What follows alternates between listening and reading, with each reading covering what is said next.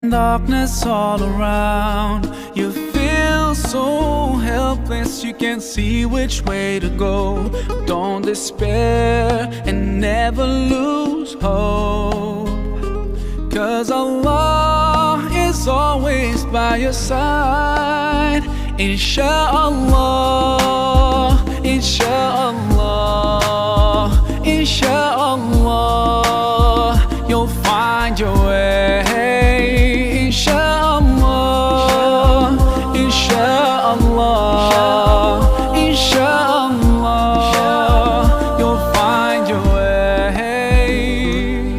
Her zaman yolun bittiği yerde yalnız kaldığını hissettiğinde her yer siyah